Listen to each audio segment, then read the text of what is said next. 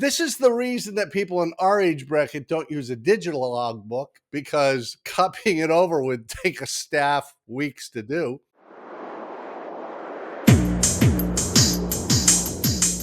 Mr. Brown, I had a really interesting question from somebody the other day about how to log time appropriately as their career goes along. Now they've got their private certificate, they're working on their instrument, and it made me think. So I went back and looked at my logbook. And this is the logbook I had when I started flying 1,000 years ago. But then I also went to my other logbook because, you log flights and then you get some more. And of course, I've got my other logbook because even more flights as I get older and go balder and go grayer. And then I have my other logbook. So this is the reason that people in our age bracket don't use a digital logbook, because copying it over would take a staff weeks to do. But it actually is a good topic. How do I log things correctly, not just for now so that the examiner's happy when I go to my ride, but later when my insurance company asks, or if I apply for a job, how do I prove what I've done correctly? Let's start right at the beginning, Mr. Brown, right after people click the like button and subscribe to this channel, because as the community grows, all this spectacular information just flows right into your ears. Yeah. How about pre-solo, student Pat? How do I log that? I go to the airport, I jump in the airplane with my instructor. I'm in the left seat, they're in the right seat. We go flying. How do I log that? And how do I know that's the right way to log that? Well, you jump in the airplane with your instructor after the pre-flight. Yes. Consider me corrected on a global scale. It's dual instruction. It's that simple. The time is written in the logbook, entered in the logbook as dual instruction. Instruction received in the case of the student, and instruction given in the case of the CFI. And of course, the CFI would be logging that as PIC time as well. So 2 people in the plane, different roles, logging it differently. How about post-solo? I'm still a student pilot, but I've soloed. Does that change the way I log time when I'm with my instructor? Well, yeah. Post-solo, it's still dual instruction. So in other words, you're post-solo, but you're still flying with an instructor. Is that what you're asking me, Jamie? Yeah, I'm still with my CFI in the plane, but I have soloed. Do I change? Is it still dual received, or do I do something else? No, it's still dual received. And by the way, if anybody wants a reference to this, it's 61.51, and there's various paragraphs that go down there. In this particular case, for both the pre-solo and post-solo, it's 6151E3. Now, there's an exception to that, and this is a really important exception to that. If you are a student pilot, well, let me rephrase that. You're a private pilot working on your commercial certificate, receiving dual instruction. You are receiving dual instruction, and that's okay. If you're flying the I think it's 61.129A4, the part that refers to the long cross country and the night flying time, where you're either solo in the airplane, for real solo by yourself, but you also have the option of performing the duties of PIC with an authorized instructor on board. That's where it gets dicey. If you're by yourself in the airplane, you're a certificated pilot flying the airplane solo. You can log it as PIC time and solo time. You're both. You're the sole manipulator of the controls, and you're by yourself in the airplane. Is that after I get my private certificate, or is that true before I get my private certificate when I'm still a student pilot? No. Well, when you're a student pilot, again, you don't have your pilot certificate. You're flying under a student pilot certificate with the appropriate endorsements, and you're by yourself in the airplane. You can log at both PIC time and solo time. Again, you're sole manipulator of the controls, so you're PIC. You're the only one in the airplane, so you're solo. You can log it both ways. Now, here's a question I get a lot, and it seems like it would be simple, but I want to make sure it is, because you're the big brain. Let's say I'm a private pilot and you're Pat Brown, and we go off flying together in my 172, just a plain old vanilla 172. I'm in the left seat, you're in the right seat, but I'm just a private pilot, and you're a CFI MEI commercial pilot, DPE. I'm flying the plane. Am I logging PIC, or are you PIC because you're the higher level certificate? Am I providing flight instruction to you, or are we just going to go for $100 hamburgers, buddies? You're just looking out the window and enjoying the view. You're PIC. There's no dual receive, no dual given. You as the junior pilot. You're PIC. I love it. I love it. I really do get that question sometimes, and people just assume because that person has a higher level certificate, they're actually PIC, but I'm the one flying the plane, which brings us to another one where I'm not flying the plane, but can I log PIC time? What if I'm safety pilot? I'm a private pilot, not instrument rated, but my buddy is instrument rated and wants to go shoot some approaches. So Right. I'm in the right seat acting as safety pilot, making we don't hit a flock of buzzards or a building or a tower. Can I log that in any way, including can I put PIC time down for that? Well, yes, you can log it and you can call it PIC time. If anybody's interested in seeing where that comes from, you can look at the Gebhardt, Gebhart, Gebhardt interpretation from June of 2009. And basically, when you're performing the duties of a safety pilot, you're a required crew member. So not only can the sole manipulator of the controls, who is the person in the left seat, log PIC time because he or she is the sole manipulator of the controls, but so can you as the safety pilot because you're a required crew member. So in this case, both people can log PIC time. Now, let me ask you a little bit of a clarification on that because I'm safety pilot. They're going to be doing approaches. But for the time we're on the ground, taxiing around, doing our takeoff roll and rolling out, and I can't log for that, right? Because now they've got the hood off and they're flying for real. I can only log PIC for the time I'm actually safety pilot, not for the full flight, correct? Yeah, that's correct. Only the time you are a required safety pilot, which means the other pilot is under the hood. That's correct.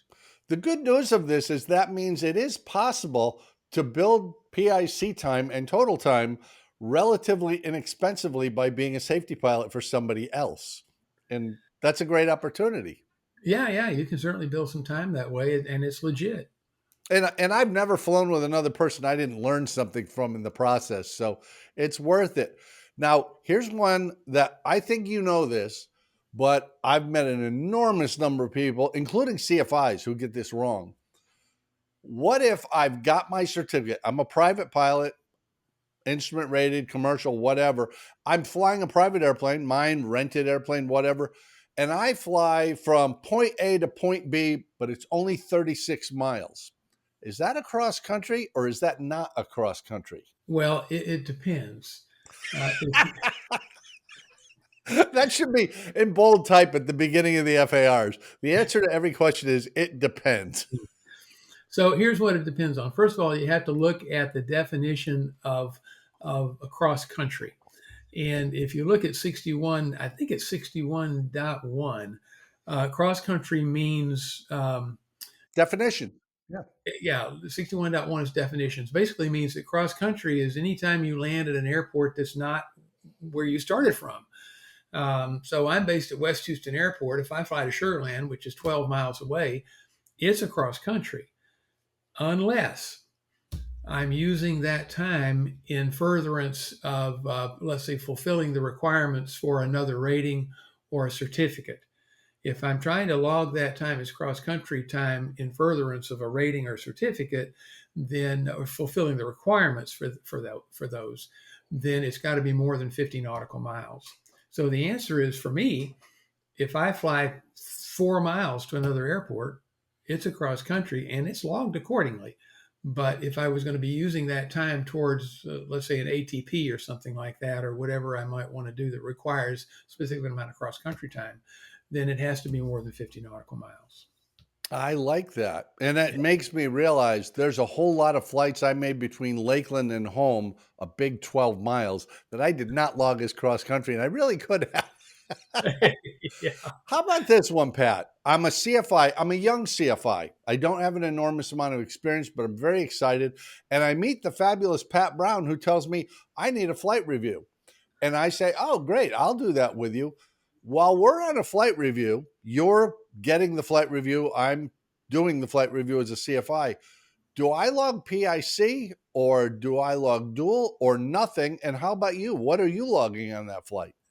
Well, again, 61.51E3 tells us that. And essentially, anytime I'm providing flight instruction, I am by definition PIC. Anytime I'm providing flight instruction, I'm by definition PIC. You are receiving flight instructions, so you're logging it dual, but you're the sole manipulator of the controls. You can also log it PIC, and in fact, you should, because you are rated. This is theoretically you're rated in the airplane for which you are, in which you're taking the flight review.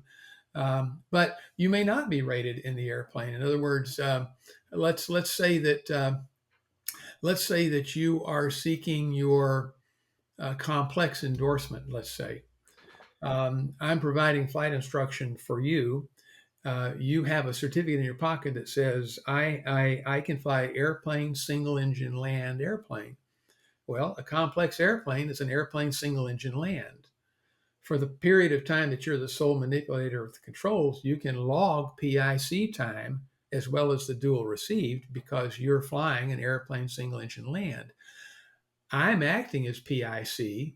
In other words, I have the sole responsibility for the conduct of the flight, which means I'm acting PIC. You're logging PIC because you're in an airplane single engine land.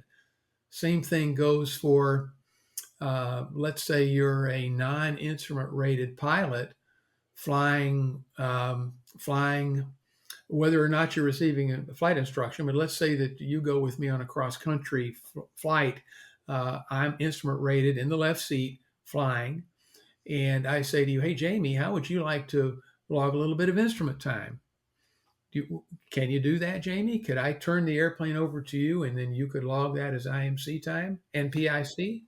I actually think I can. I think I can because you're instrument rated. The airplane is capable. We're on an instrument flight plan, I assume. Yeah. I'm sole manipulator of the controls. So for that period of time, whether that's 15 minutes, half an hour, I can log that time in IMC and it's great experience. Even if you're not an instructor, you're just an experienced pilot with an instrument rating. So the flight is legal. And since I'm sole manipulator of the controls, I can log that time. And by the way, that's backed up by regulation, not by the Pat and Jamie opinion staff.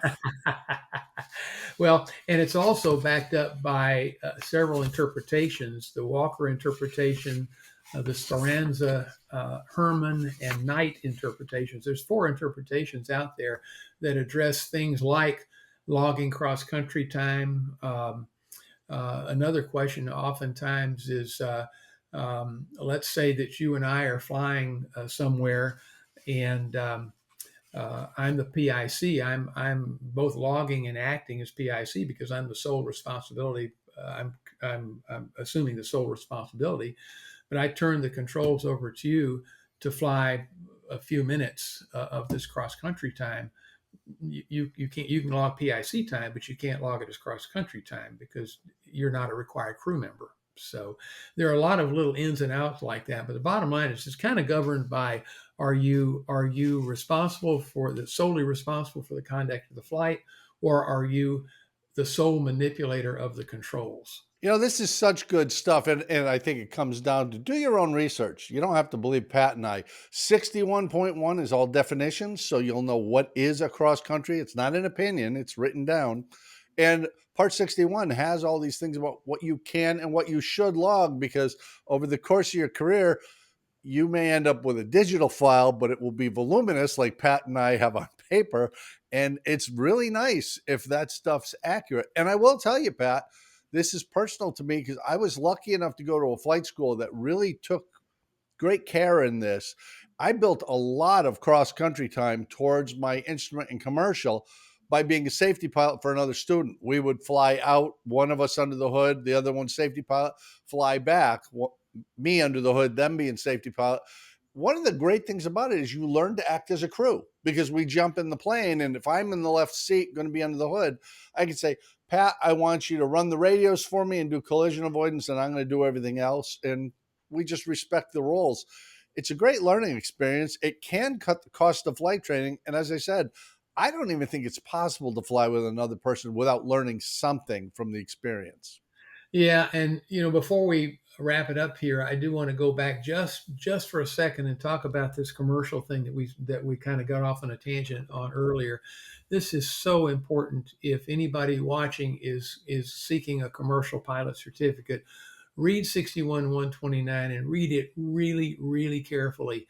There are some logging requirements in there that are potential booby traps.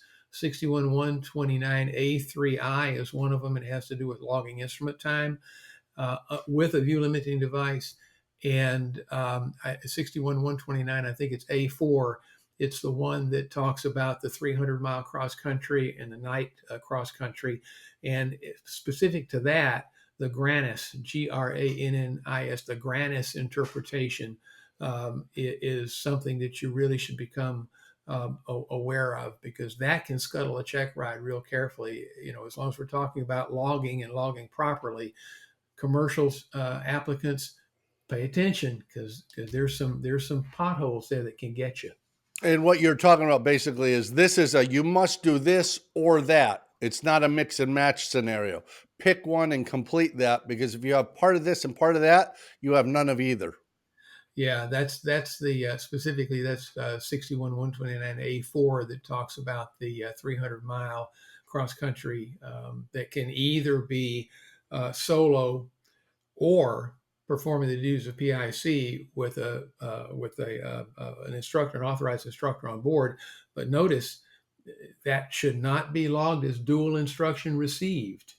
If you do, even though it's PIC time, it logged as PIC time. It's also logged as dual instruction, and it cannot be dual instruction. Same thing on that night thing. If you did the 300-mile cross country with an instructor on board, the nighttime has to be with an instructor on board, but it can't be logged as dual. It's got to be logged as PIC time. It's certainly not solo, because you've got somebody else in the airplane.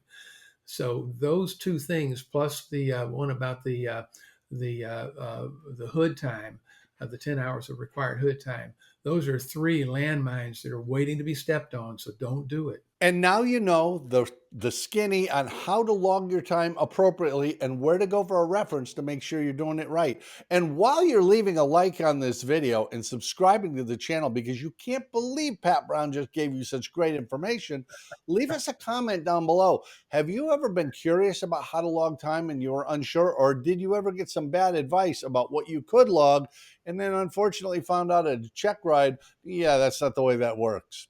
Let us know what's up, and we'll see you back here next time on MadPropsAero. Adios.